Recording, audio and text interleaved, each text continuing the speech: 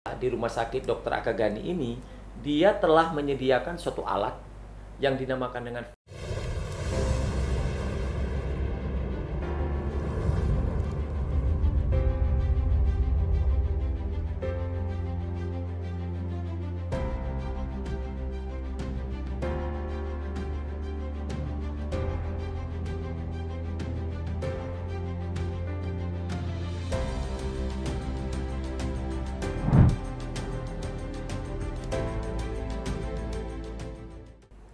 Assalamualaikum warahmatullahi wabarakatuh.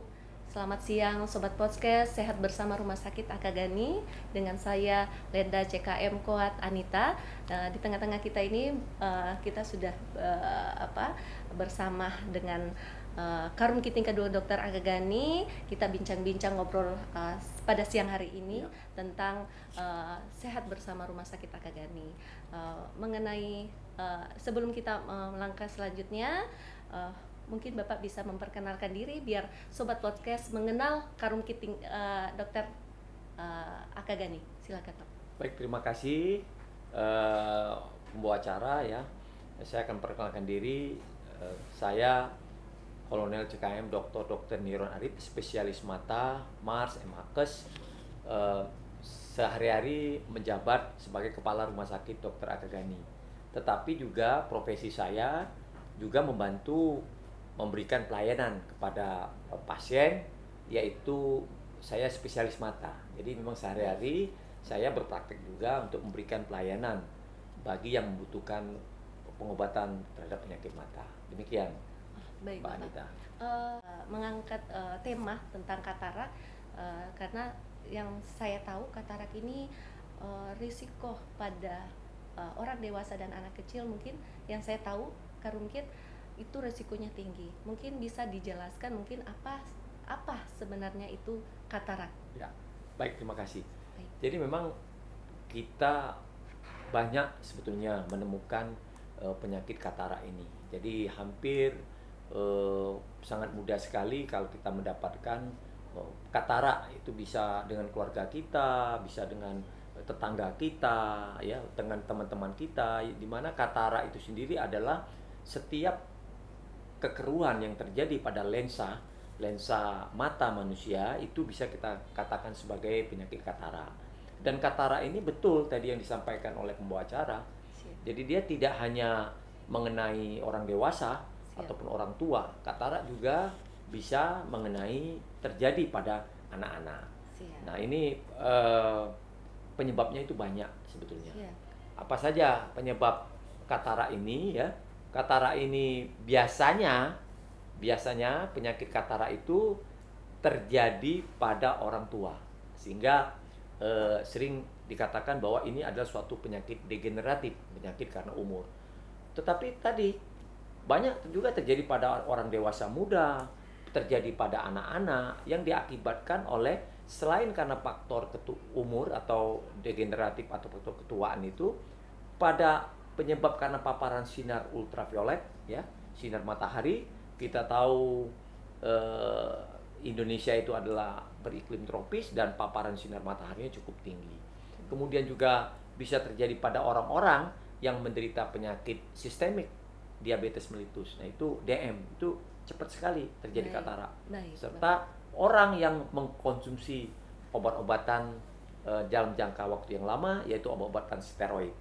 Demikian. Baik, mungkin bisa dijelaskan Pak, untuk katarak ini gimana cara mencegahnya?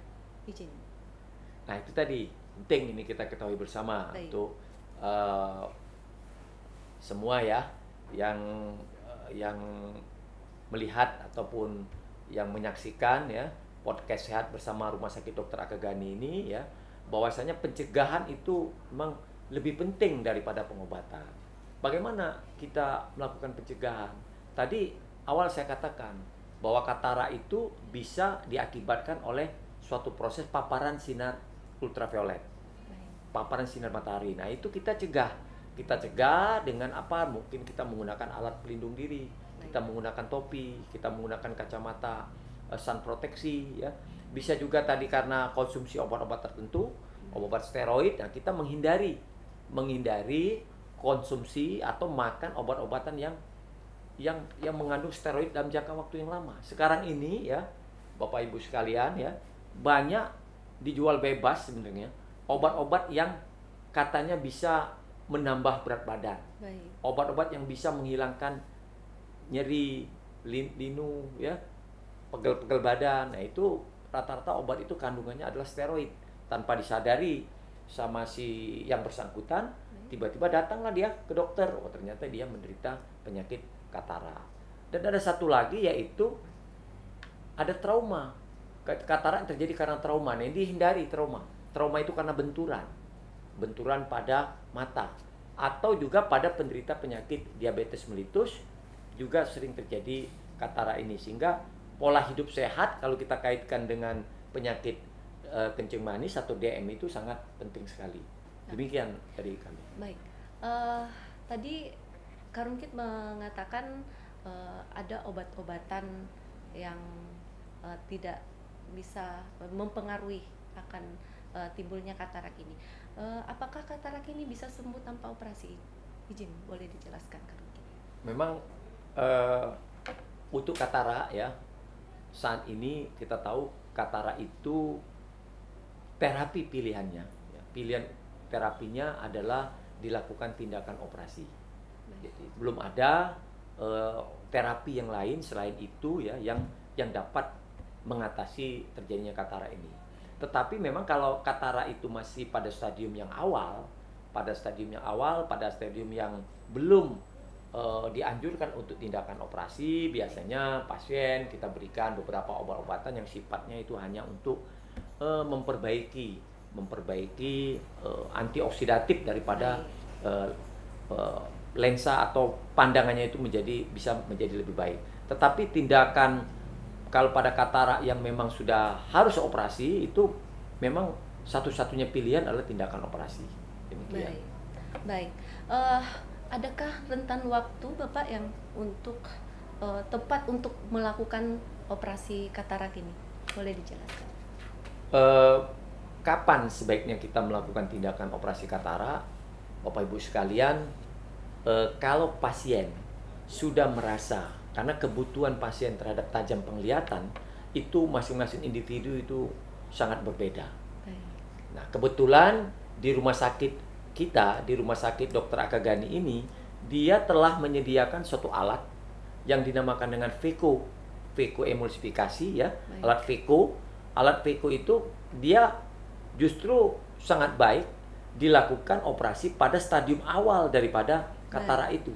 Jadi pada saat gejala-gejala awal ya, di mana visusnya itu 6/30 ataupun bisa 6/45, itu sebetulnya bisa kita langsung lakukan tindakan operatif sesuai kebutuhan dari pasien tersebut.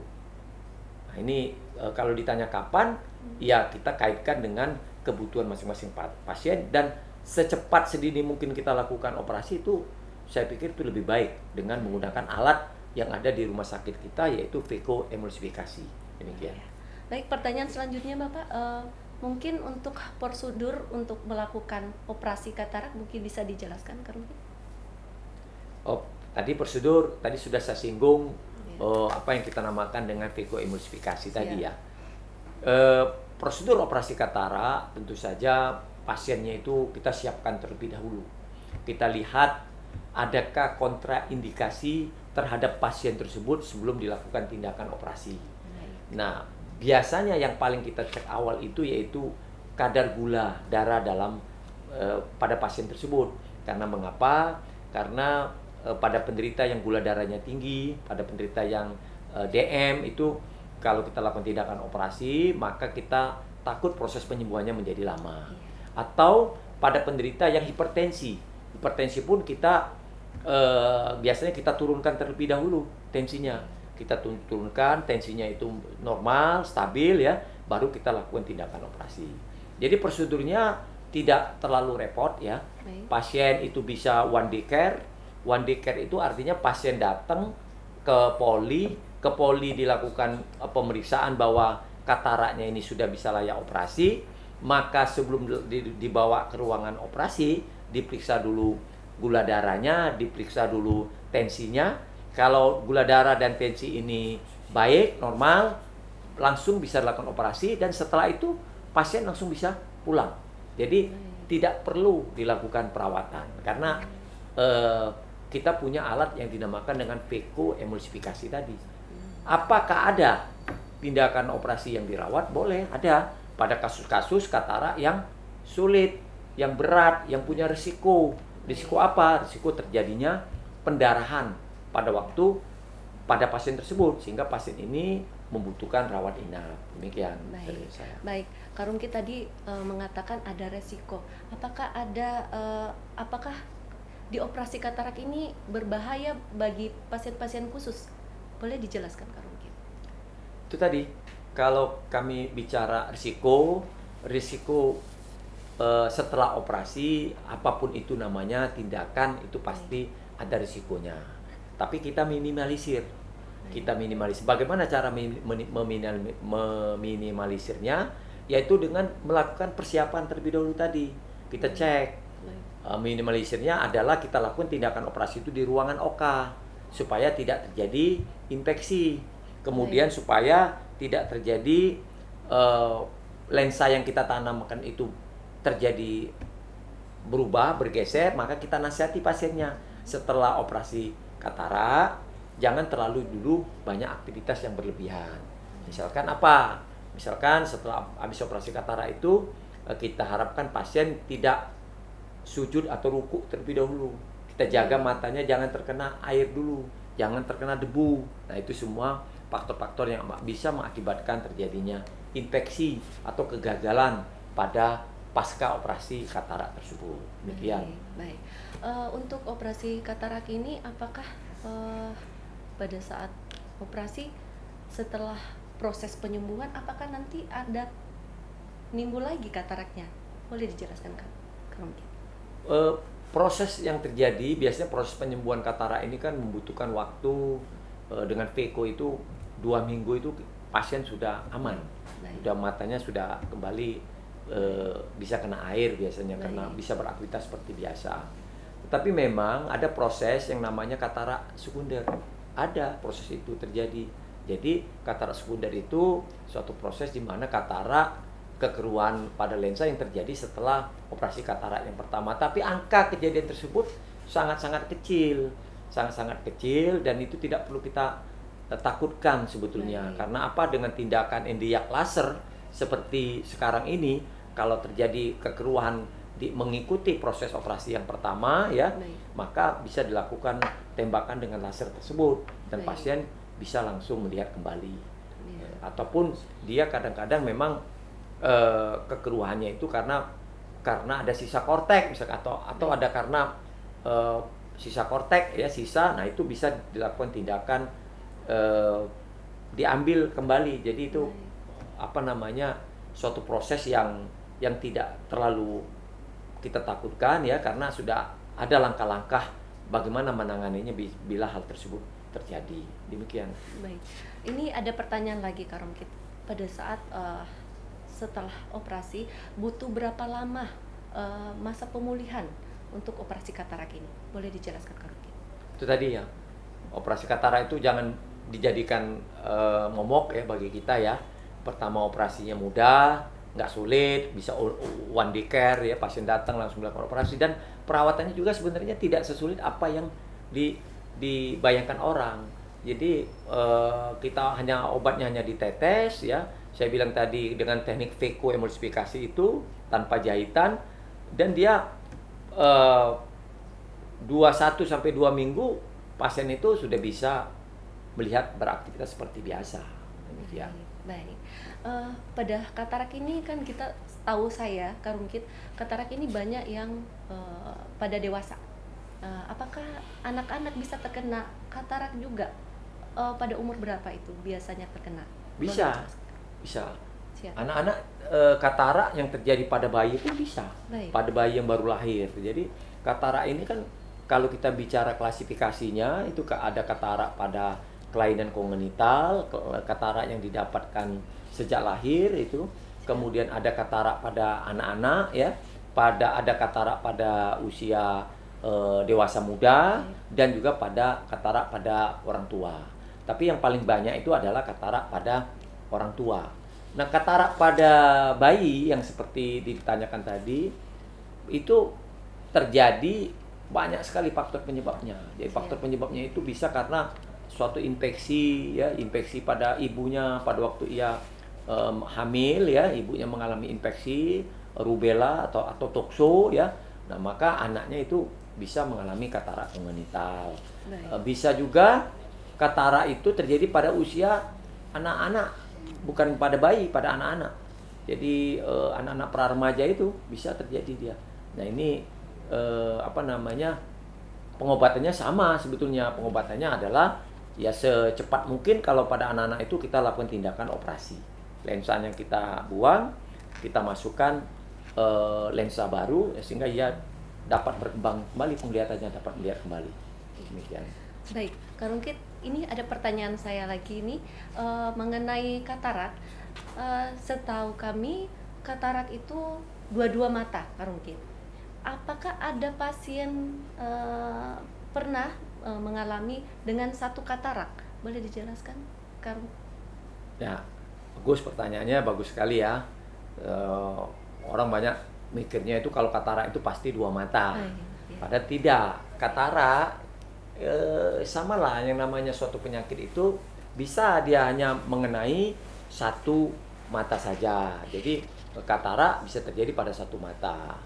Meskipun ya banyak yang terjadi, angka kejadiannya itu biasanya begitu satunya sudah dioperasi dia bisa melihat, yang satunya tadi normal, bertambahnya proses umur ya, bertambahnya suatu proses faktor yang lain, maka yang tadinya tidak ada katarak menjadi ada katarak.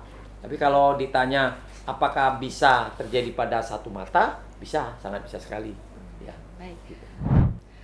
Aduh, banyak sekali sudah penjelasan dari Kak Rungkit yang disampaikan kepada sobat podcast pada siang hari ini. Mungkin ada tips buat rekan podcast kita, gimana cara mencegah, gimana cara kita biar tidak terkena katarak, seperti itu. Boleh disampaikan tipsnya, Iji? Baik, sebelum kita akhiri ya, memang ini penting ya, yaitu bagaimana sebaiknya kita ya dapat kalau bisa kita mencegah terjadi katarak. Yaitu yang pertama tentu saja saya katakan kita harus hidup sehat. Hidup sehat itu bagaimana kita makan yang teratur, makanan yang bergizi ya, cukup gizi, proteinnya cukup ya,